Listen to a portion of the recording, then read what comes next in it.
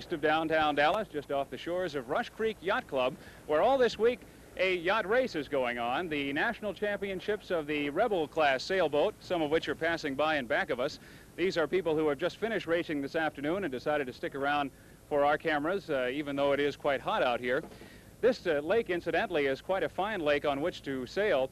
Many people for this race have come from Ohio and Michigan, all around the United States. One fellow was in Czechoslovakia for a couple of months and heard about the race and decided to return to the United States early just so he could come down here to Lake Ray Hubbard to sail. The reason it's so nice is because it's a big, wide lake and the winds are quite good.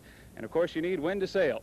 Even on this hot day, with the water around you and a little breeze, it doesn't feel too bad. We'll be talking about how the race is operated and the course and how that's set up and so on, and also what it would cost you to come out here and sail later on in the newscast. But first, the top stories of the day, back in the newsroom with Barry Judge. Welcome back live on 4 to the committee boat, which is in the middle of Lake Ray Hubbard. Just completed a sailing race here. The national championships for the Rebel class sailboat are going on here all week. Entrants are from all over the United States. They drag their boat down here, put it in the water, and go ahead and set sail. This is quite a popular sailing area, Dallas-Fort Worth is. Some of you who aren't from this area might think that all you do out here is fish, but people have enjoyed Lake Ray Hubbard for the number of years it's been here for specifically sailing and some fishing on the other side of the bridge.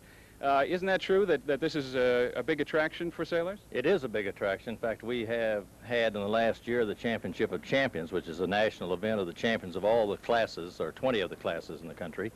This is Bill Walford, who is the Commodore of the Rush Creek Yacht Club, and he's overseeing the race that's going on here. Bill, tell me how one can get into sailing if they don't have a sailboat of their own and can come out here and want to sail.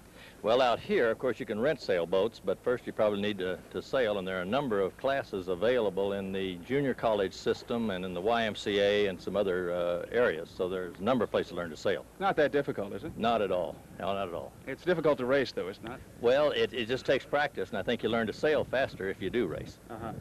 Okay, well, we're going to take a look at the race this afternoon as it was later on in the newscast and talk to the man who's heading up the race. Some of these sailboats are cutting a little close here, but they're having a lot of fun, as are we. And we will be back later on in the newscast for more live from Lake Ray Hubbard.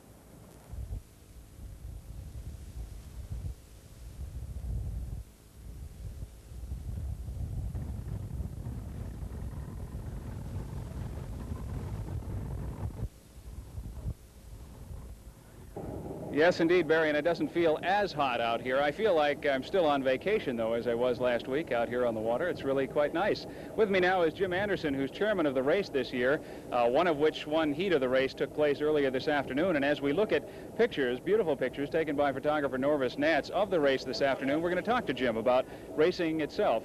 Jim, first of all, what's the premise of racing?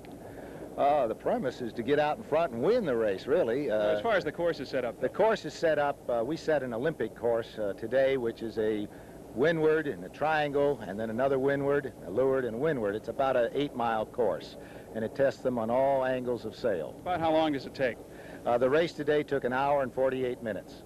Now, when you originally bought some land here on which now sits the Rush Creek Yacht Club, Lake Ray Hubbard was just a bunch of prairie, was it not? That's correct. In fact, right where we are now, the cattle were grazing 10 years ago. Well, it's certainly changed from that, and the sailboats and the sailors are enjoying themselves out here today. There's plenty of sailing weather left this summer, although the temperatures will continue to be hot, but you can come on out here if you've never sailed before, and people here at Lake Ray Hubbard will like to take you sailing. Now, for all the crew, as they say in yachting, thank you for joining us live on 4.